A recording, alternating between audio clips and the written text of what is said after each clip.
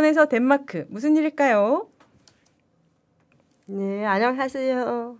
저는 안미선입니다. 저는 해외 입양 덴마크에서 왔어요. 네, 3달 동안 한국에서 살아요.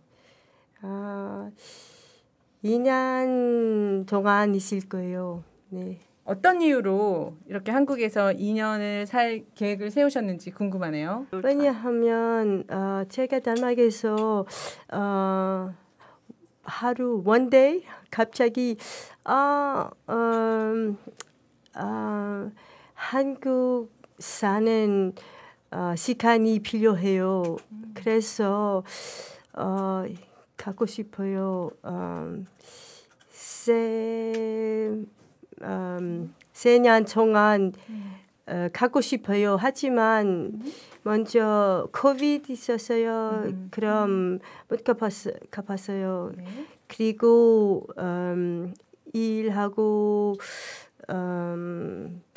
I couldn't go. So 덴마크에서 한국어를 너무 공부했어요. 그래서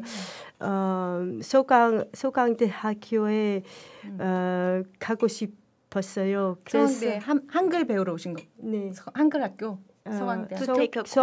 서강대학교 학생 있었어요.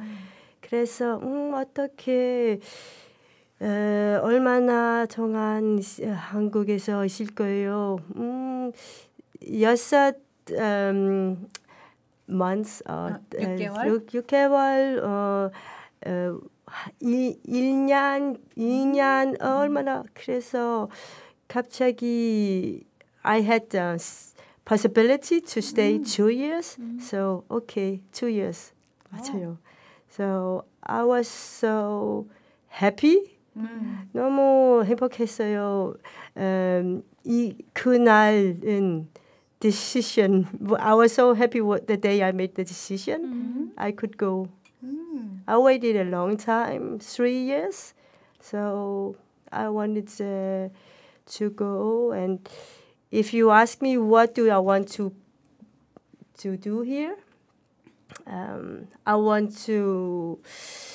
I have a lot of projects and a lot of things I want to do, but I think my first goal is to stay here, just to 필요해요. 왜냐하면 제가 5살 있어요. I am 55 years. And I never experienced every season in Korea. So I wanted to stay at least 1 full year, 12 months, to have all the seasons. I always came in the summer or in the spring, but I never 겨울은 1년을 연속으로 있은 적은 없었다는 말씀이신 거죠? You want to experience 4 seasons. I wanted to yes, because I was 한국에서 태어났어서 그래서 궁금해요. 겨울엔 한국에서 어떻게 what is it like to be here with the snow, 눈? Because usually I'm here in the summer and it's so hot. So I couldn't imagine what is it to be.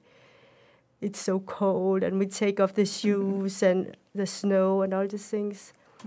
So that is one of my. 그러면 저 궁금한 게 있는데요. 지금 한국에서 4개월을 다 이렇게 지내보고 싶으셨다 그랬잖아요. 저는 덴마크의 날씨는 어떤지를 모르거든요. She wanted to know about the kind of the weather in Denmark. 너무 나빠요. 비가 많이 와요. 풀이 많이.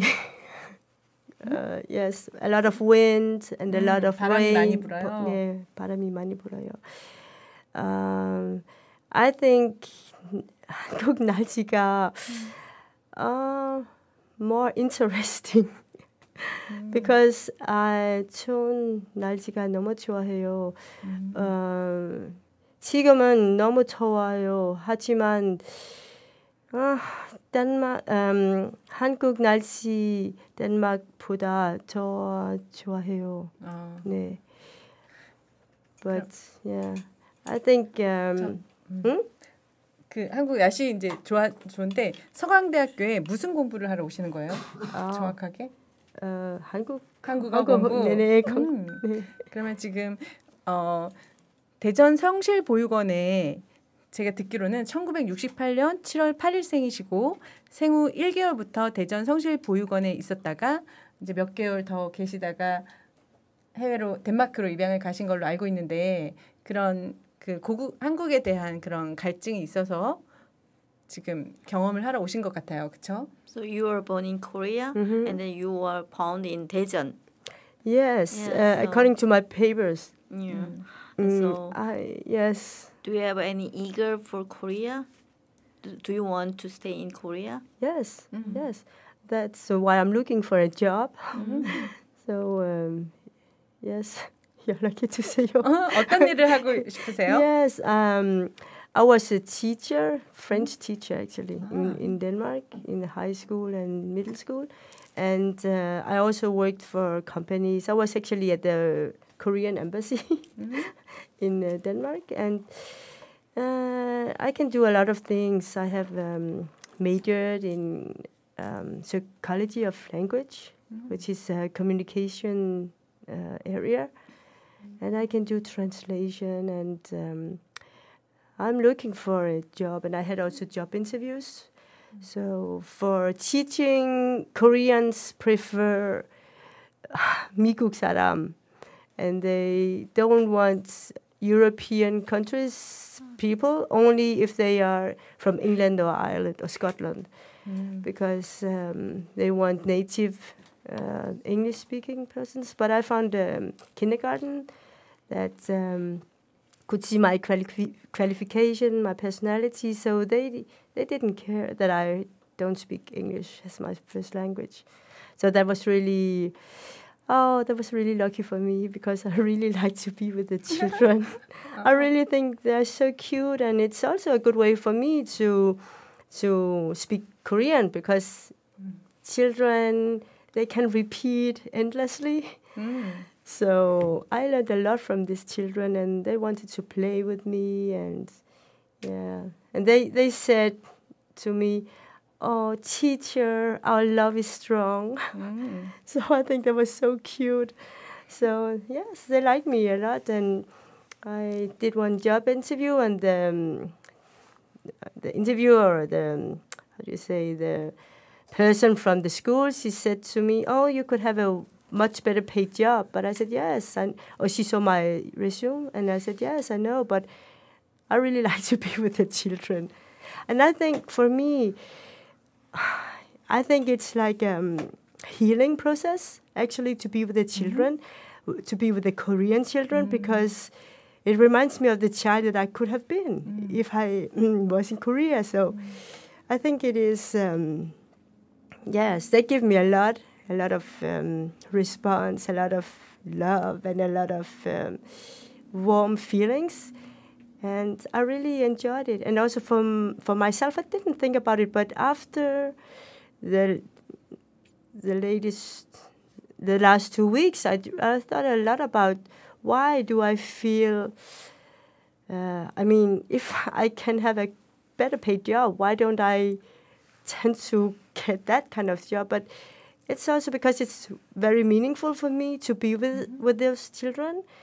And I think because of what I just said, that, yeah, I was a child in Korea, and just to have a kind of inside, I imagine, oh, they do like this, and then they come with their parents in the morning, and they have their small shoes and their small bags, and that made me think a lot about that. 네, 지금 미선 씨는 본인이 아이들을 가르치는 일을 하면서 아이들 보면서 본인이 한국에서 겪지 못했던 어린 시절을 겪는 것 같은 느낌을 가져서 좋다고 말씀하신 것 같아요. 그렇죠? 네, 맞아요. 네. 그러면 저 궁금한 게 있는데 그 덴마크에서의 삶이 어땠는지 간단하게 좀 말씀해 주신다면. Can you describe your life in Denmark after adoption? Oh, yeah.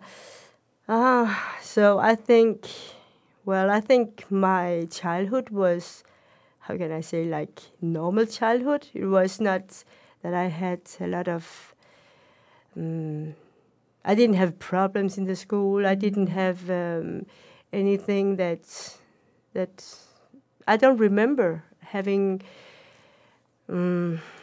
difficult time or to. But at the same time, this being said, I have always, I think, subconsciously, I have always had a kind of, oh, I know I am different because I look different. In our school, we were, I think, 600 children, and we were 3 who were not white. And that was me, of course, and my sister, my younger sister, and another adopted girl also from Korea.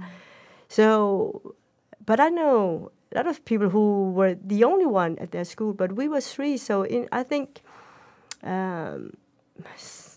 in a child's mind that, okay, my sister and me, we are 2.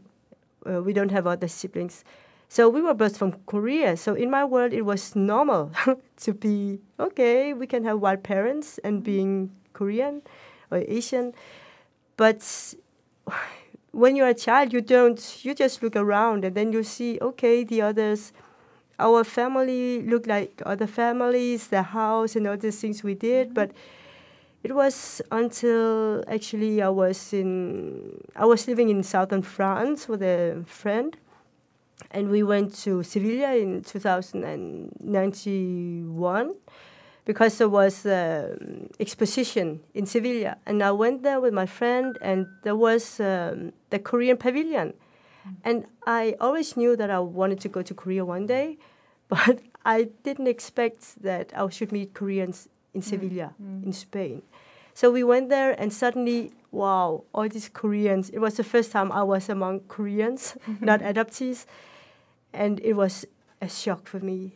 I had really a shock because I didn't prepare myself to be among Asians, to be among Koreans, because I was in Spain.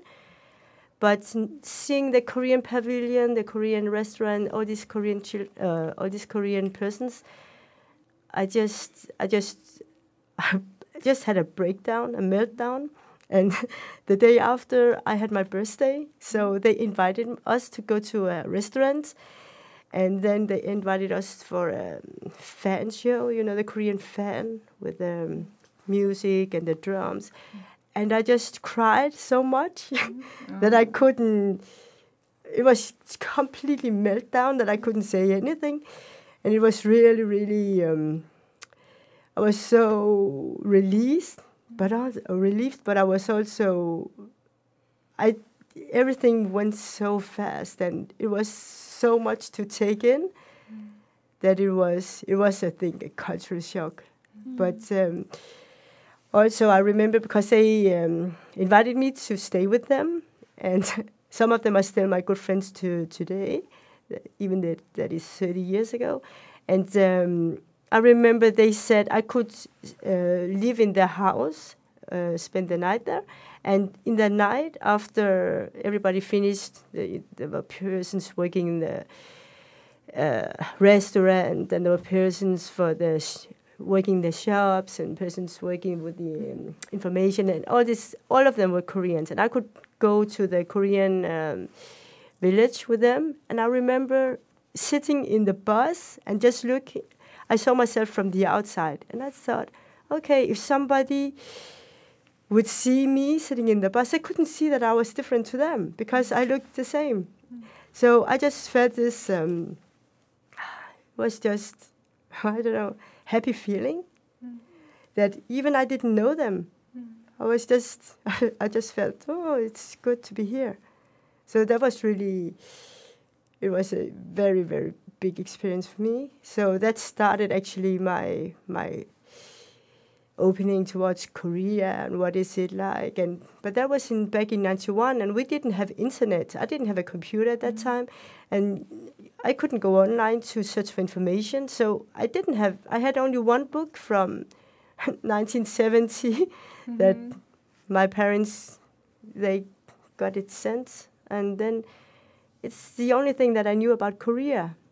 And I remember I had like the feeling that I could look in this book because it was on the shelf in the living room. But I always felt that it was like, not criminal, but it was like I should do it when nobody sees me, or it was like, I don't know how to say that in English, but there was nobody said I couldn't see the book, but it was like something I should really, I don't know, it was not a secret. And I think that is one of the main feelings about Korea in my life growing up, that there was never a secret, but I really had to actively search for information because there was no internet. I could just look up the things. I think the library didn't have any books about Korea. And yeah, when I lived in France, I went to the La Fnac and I wanted to see, is that Korean music? They had one cassette, one tape, and of course I bought it, and it was traditional Korean music, and I got a shock. Yes. What kind of music? Yeah, like no, it was not salmonori. It's pansori and this kind of music. And when you are in the beginning of the 20s and you hear this kind of music, that was so strange. And I just said, wow, what is this Korean music? And I was not ashamed of it, but I just thought, that is so strange. And so I think the overall theme in my head, it was that it was strange, something I didn't know if I should be proud of it, because I didn't know what it was. It was just strange, and nobody to encourage me, and nobody to say, hey, Korean music is... There was not K-pop at that time, but you can hear salmonori or something. There is more like, Western style or what I knew. And I didn't know any Koreans. So I will not say it was a shame, but it was, I know that it was a lot of feelings that I had to suppress. I had to survive in my daily life, in the school, with my family and with the friends and all these things. So I think I just automatically or inconsciently just put it away. I know this. I know I look different. I know I have a different history. I know the story.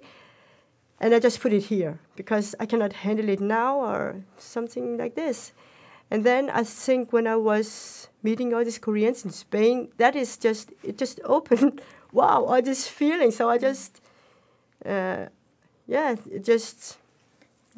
this breakdown. 궁금한 게 덴마크랑 스페인이랑 분위기가 달랐다는 얘기를 하시는 거예요? Yeah, very different. 덴마크에서 살 때는 아시안 3명밖에 없었고 스페인 달라서 무의식적으로는 한국인이라서 다른 걸 알았는데 그걸 옆으로 치워놓고 왜냐하면 생활을 계속 지속하셔야 되니까 그러다가 스페인에서 한국 부모 밑에 자라는 한국인들을 만나고 그래서 그것이 한국에 대해서 알고 싶어하는 새로운 시작점이었다고 완전히 새로운 경험을 하셨다고. 네, 제가 듣기로는 그래서 한국 가수 좋아하시는 분이 있다고요?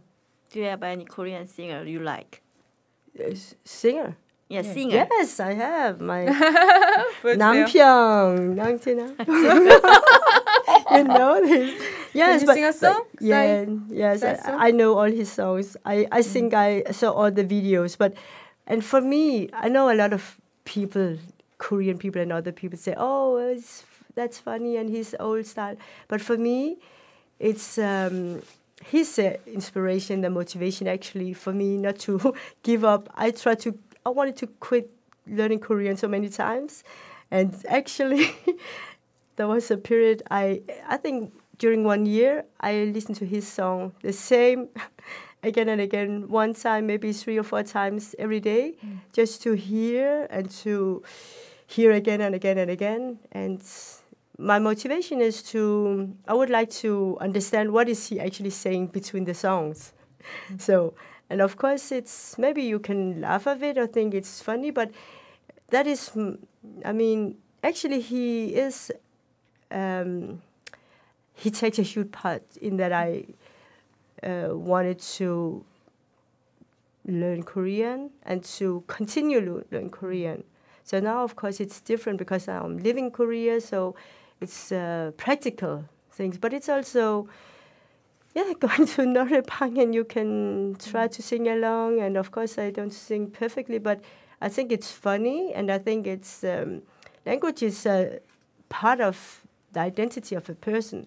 And not knowing my Korean language, I think that's a violation because I have spent so much money. I don't want to count how much money I actually spent for classes and for books just to learn the Korean language. So, but somehow I think it would be nice if it was a free opportunity or free classes or something.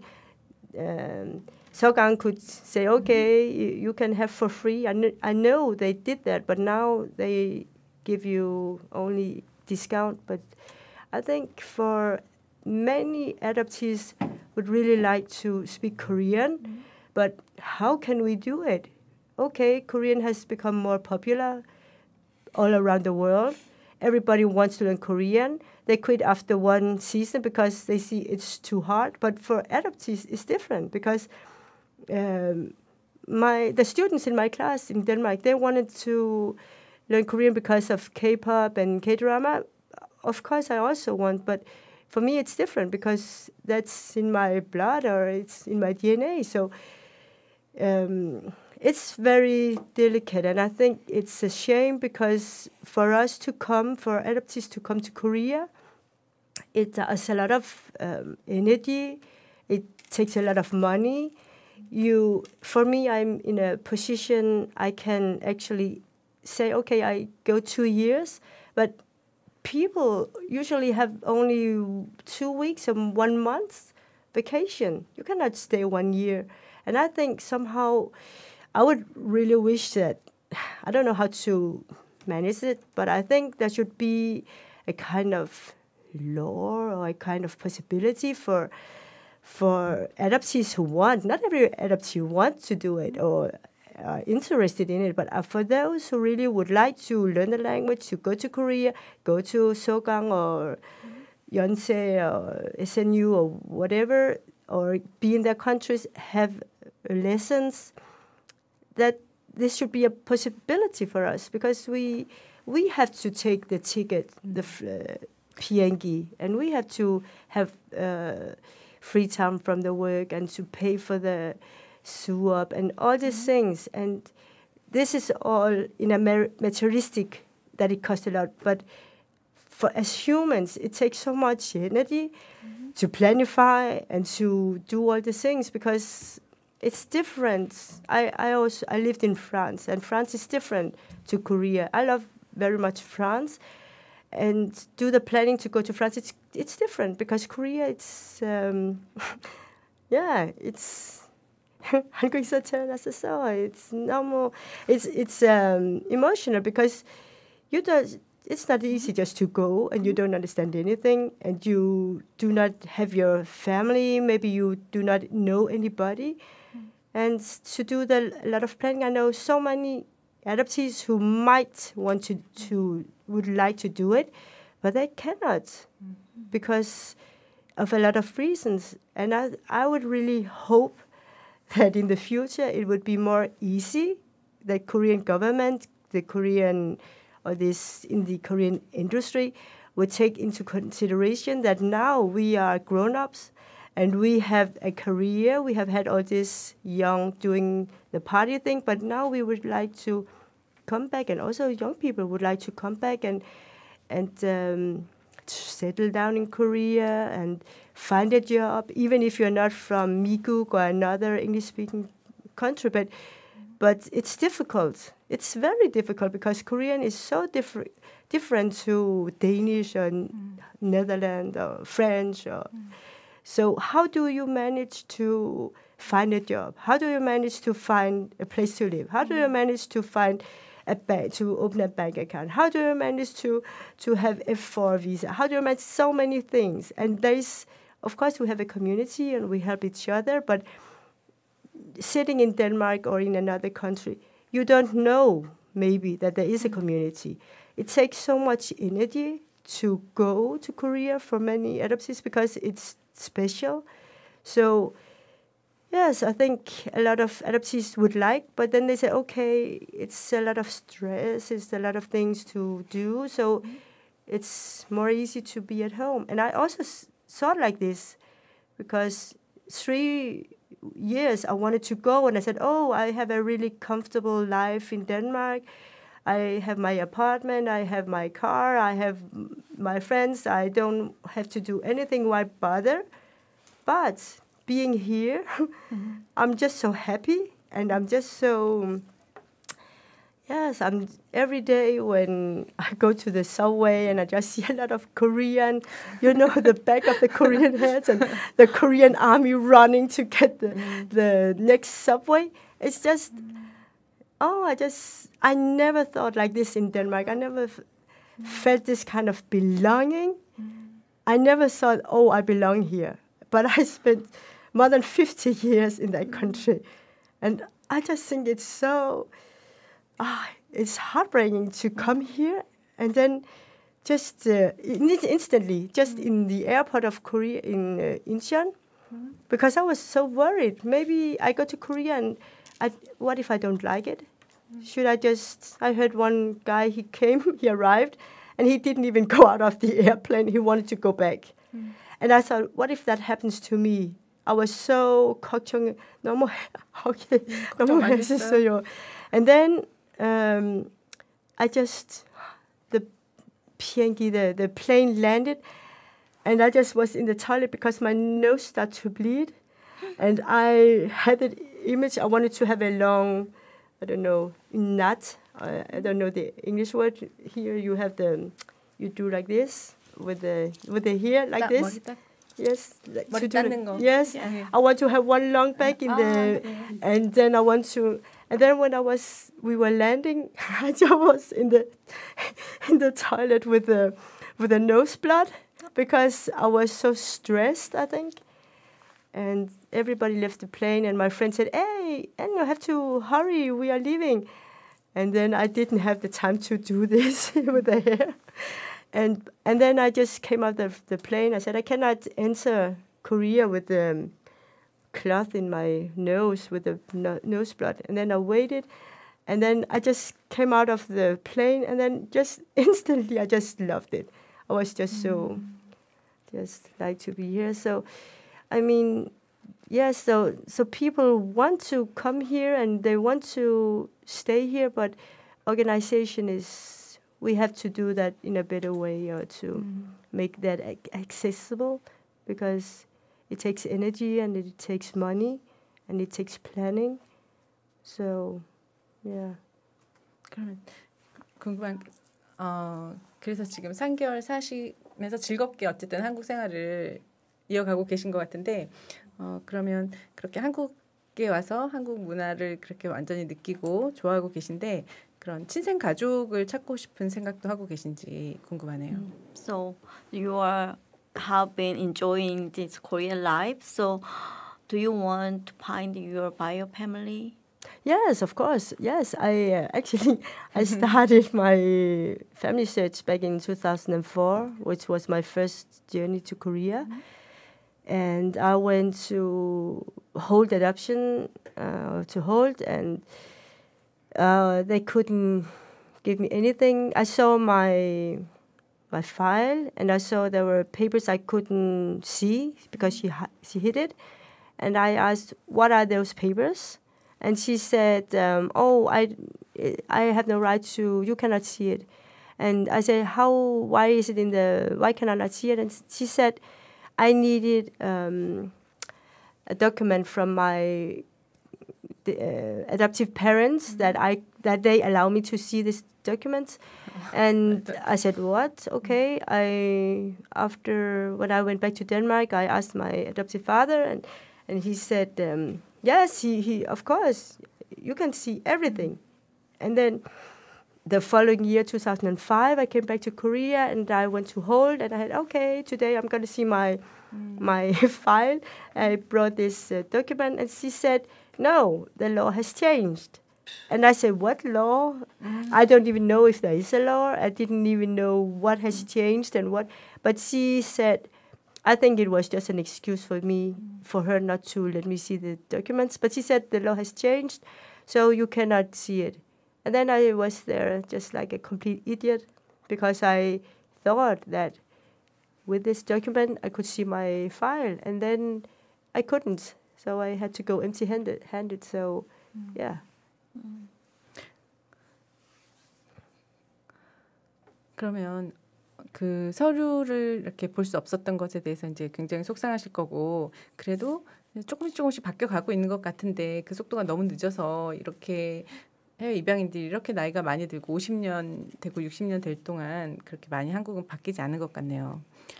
그렇다면 우리가 이 영상을 찍는 목적은 사실 친생 부모님이 볼 수도 있고 또는 다른 부모님들이 이렇게 입양인들의 이런 입장이나 이런 한국인들이 잘 모르고 있는 입양인들의 상태를 우리가 많이 알 수 있도록 그 마음을 서로 이해하는 목적을 가지고 이런 유튜브를 하고 있는데요.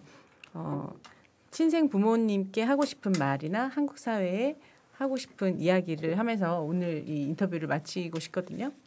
So she says, so it's very difficult to check your record in adoption agency. It's a very ridiculous situation, and then so you want to find your family. So if you want to say something to your bio family who might see this video, so if you have message you can say to them, and or to Korean society. So you want to make changes, okay? Yeah. So if you have any message you can tell us now. Yes, I looked for my Korean family since 19 years, so I started 2004. And at that time, I was in Achimadang, I was in YTN, KBS, BBC, MBC. Yes, I was in the newspaper, I was in the magazine. I think I just had the feeling I was everywhere because I was 4 months here. And I thought maybe they, for any reason, could not meet me. And of course, if that is my biggest dream, of course, that's to meet them.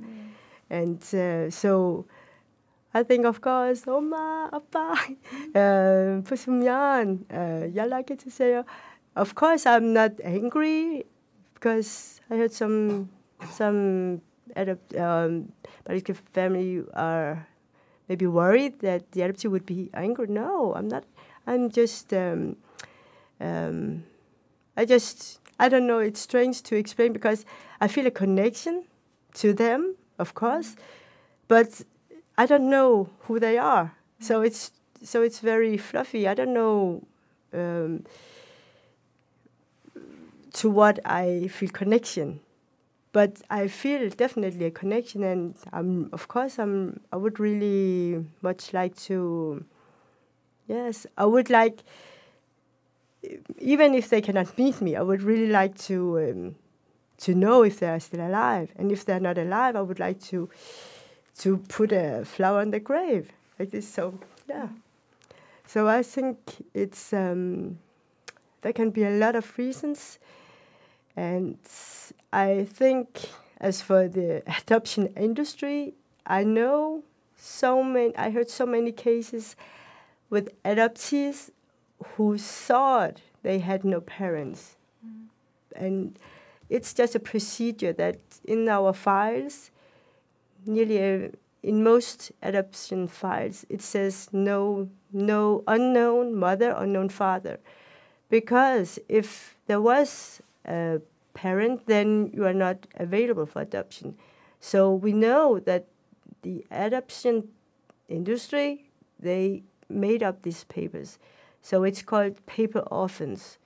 A lot of adoptees are paper orphans because we are not real orphans. But when you have since 50 years, now in my case 55 years, you can look in your papers and every time you meet unknown. So at a certain time, you start to believe this is my story. But we know so many cases that it is not true. And of course, my hope is that I'm just a paper orphan, that that is something whole made up, because otherwise I would not be available for adoption. So yes, I of course I hope that in my case that that they would like to meet me, and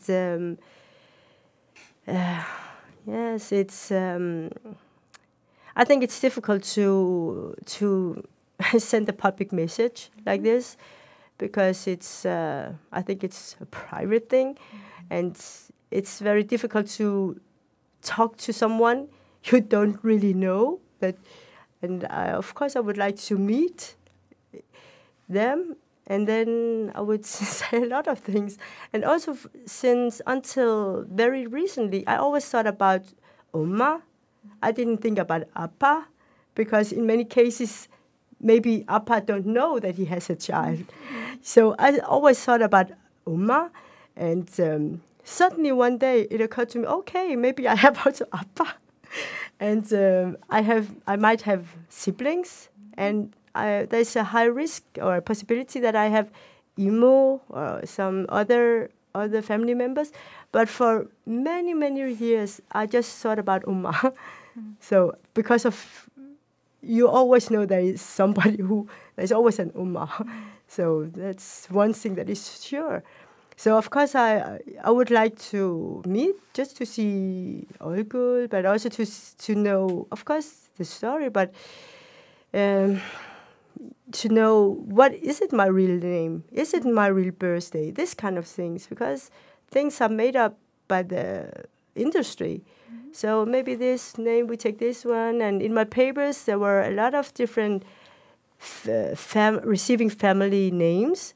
So maybe there was American family. Maybe I should go to America, because I have a tampon from the American embassy, which not many people have.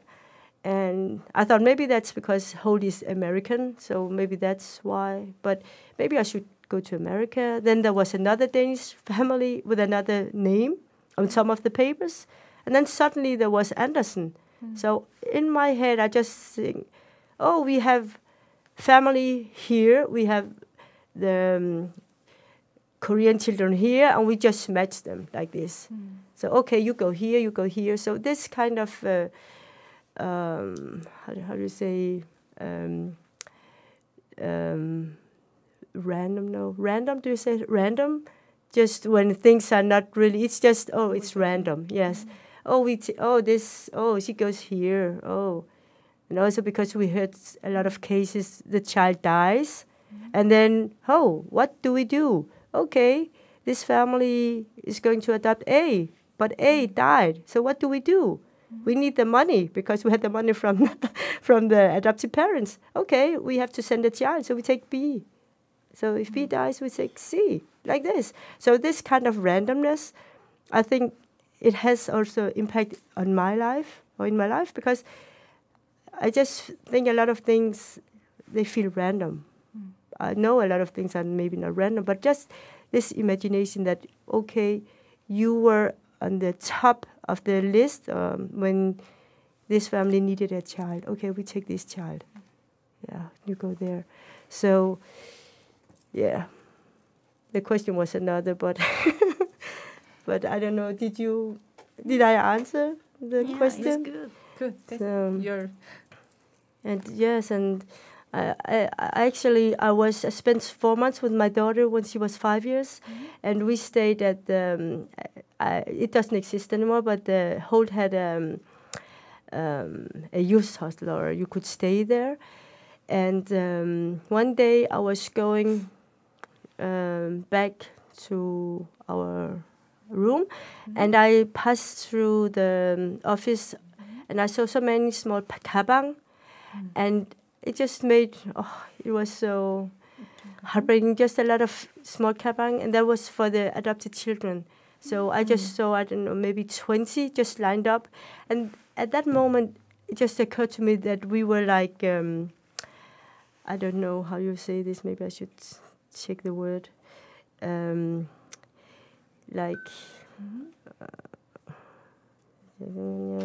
I need to take my glasses. Here. In Danish, it's called burhøns, but of course you don't understand that.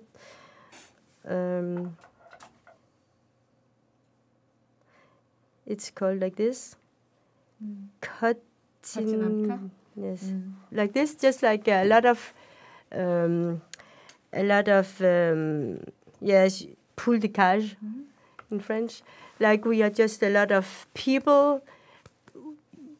Nobody really cares if you go here, you go there. Just every child equals money. So every time we send out a child, we can have money. And that is also, there are so many kidnappers going around in the streets. I don't know if it exists anymore, but at Jennal, and they wanted to take the children because they knew, okay, if every time I have a child, it means money for the adoption agency. So we know that now, but when you are an adult or when you are a child in your country, of course we didn't know that. Nobody knew it until now. We get aware of it. So I think that is such a shame for Korea. And sometimes I think that, okay, I'm one of the reasons why Korea is rich today, because Korea earns so much money for the adoption industry.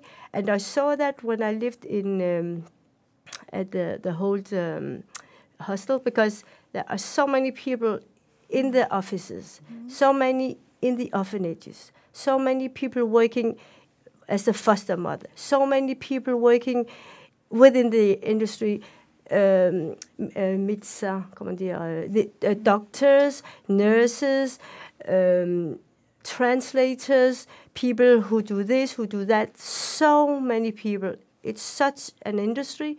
And yes, it's hard to think that when I was young in the school, children could say, oh, did your parents buy you? And nobody really likes to connect money with a child.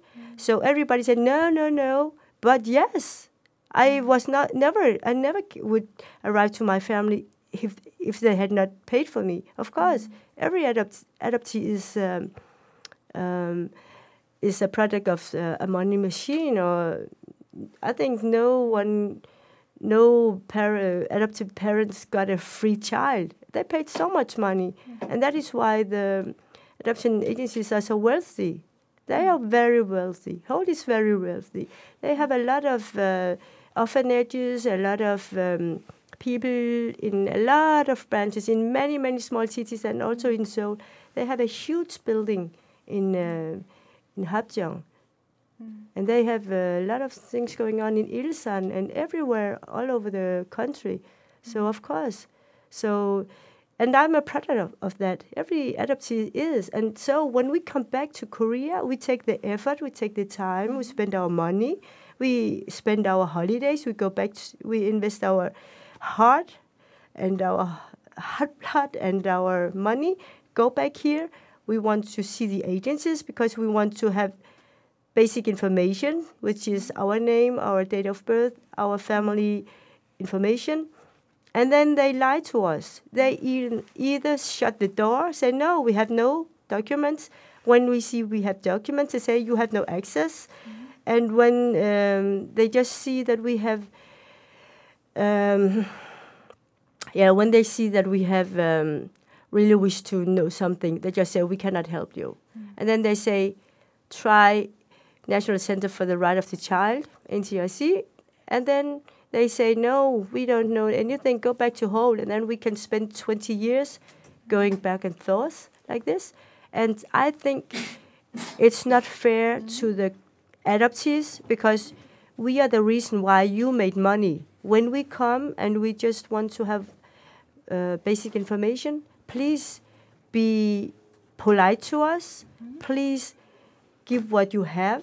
So what I really want to, what I really wish that Korea, as one of the many adoption countries in the world, that they really set the model, that they make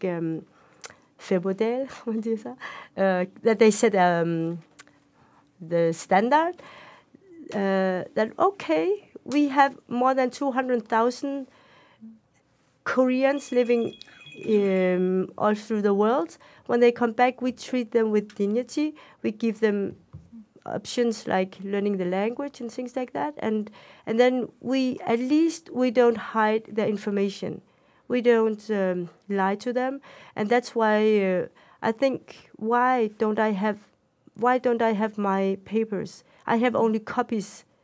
And if you compare that to when you graduate school, you get your diploma, you don't get a copy. It would be ridiculous. You never heard about getting a copy and then the school keeps the original. No, they give you the original and the school has a copy. Why do I not have my original papers? So that is what I would like from now on, that give us our papers, give us everything. I also have a battle so hard with the Danish industry, adoption industries. There are so many different organizations. Since 1 year, I want to have my information, and then they don't give me. It's like in Korea. They say, go to this office, go to that office. How many emails did we send back and forth, and with the Korean industry, back and forth, and I'm not only me. I mean, I never heard about, maybe that exists, very few. First time you contact, you get all the information. I think it's very rare. Most people just struggle for years, 20, 30, even 40 years, or 30, 35 years. 저 지금 오늘 한 편의 다큐멘터리를 그냥 본 것 같습니다. 왜냐면 we heard a lot of information and many very typical stories, so we are very thank you. It's so not a soft story, okay? So it's a heartbreaking story from you. Yeah. So thank you for. Yes, but it's not. This is my story, but I mean, you could nearly ask any adoptee, and that is the heartbreaking thing. Because had I been the only one, or had that been the minority, then okay. But actually, it's a majority that is in this situation, that we struggle so much, and I think maybe it's like a category that, oh, you are 입양, but I mean, it's much more than just loss of identity, because it's it has a huge impact in. I mean, I know so many who have a lot of difficulties because also. I know adoptees who were very old, maybe 8 years, 11 or even 13 years when they came to Denmark or other countries, France or Netherlands or whatever. And when you are 11 or 8 years, you say, oh, so what do you remember from Korea? And they have no memory. 기억 없어요. I say, how can you have no memory? And that's so heartbreaking because a child knows that to survive, you have to adapt. So these adoptees just reset everything, language, emotion, everything. So the first 8, 11 years, they have no memory because they have to survive. So of course that has a lot of impact in a person's life growing up, and that a lot of people have a lot of difficulties to. It's a lot of stress actually, and it's so strange because I see things more clear when I'm in Korea, that I can see all the stress that I had in Denmark, and for a lot of things, but also for the physical things. Actually, the stress to be Asian, to look different, and of course as an 입양, that has been my reality. I'm in a room, always I'm maybe the only Asian. So that is my reality. People always remember me because, oh, that's the Asian girl, like this. And suddenly now in Korea, not having this stress in the subway, not having the stress that, oh, this one, we watch you. I always felt watched over in Denmark. That, okay, I have to behave because they will remember me like this. I don't have this in Korea because I look like everyone else. And 갑자기, I can just relax in another way here. And it makes me think about a lot of things, that all the stress that it is being different looking in Denmark, it has a big impact. 거의 50분이 넘어가고 있는데 제가 필요가 없었어요. 오늘 너무 말씀을 잘하셔가지고 그냥 이야기 잘 들었어요. 왜냐하면 개인적으로 한국에 대한 이런 감정에서부터 입양 산업 전반에서부터 입양인들의 입장까지 전부 그냥 총망라해서 다큐멘터리 처음부터 끝까지 본 것 같습니다. 그래서 You talk about your private story and from your private story, adoption story, and then so you talk about the adoption agency, and so we heard a lot, so we can understand everything. So it's a good interview, I think. 우리는 시간이 별로 없어가지고 여기서 오늘은 마무리해야 될 것 같아요. I think so 아쉽지만 it's time to say goodbye. Yes. 다음에도 한국에 계속 2년이나 계실 거니까 다음에도 만나서 또 좋은 이야기 많이 나누고 그랬으면 좋겠어요. You will stay here for 2 years more, Yes, so yes, if we have a chance, we Yes. can have another interview maybe next okay, time. yeah. very good. 오늘 왜 그렇게 여러 나라 말을 잘하고 계신지 알게 됐어요. 지금 영어도 잘하시고 프랑스어도 하시고 덴마크어도 있나요? You speak Korean, French, English, and then you speak language from Danish, French, English, German, a little Italian. 네, 그런 Yes, and then I understand Swedish and Norwegian, and then a little Korean. Yeah. 그래서 왜 그렇게 말씀을 잘하시는지 언어 능력이 아주 이만큼 있다는 거를 알고 You got 즐거운 talent 시간이었습니다. from language. You got talent from language. Maybe, but it's not. 아직도 더 하실 얘기도 많고 우리가 들어야 될 얘기도 많지만 오늘은 또 다음 분이 계시는 관계로 여기서 마무리를 하겠습니다. 저기 화면 보고 마지막 인사해 주세요. You can say goodbye to maybe someone who might you know you. Okay. Okay. 안녕하세요. 반갑습니다. 한국말로 네.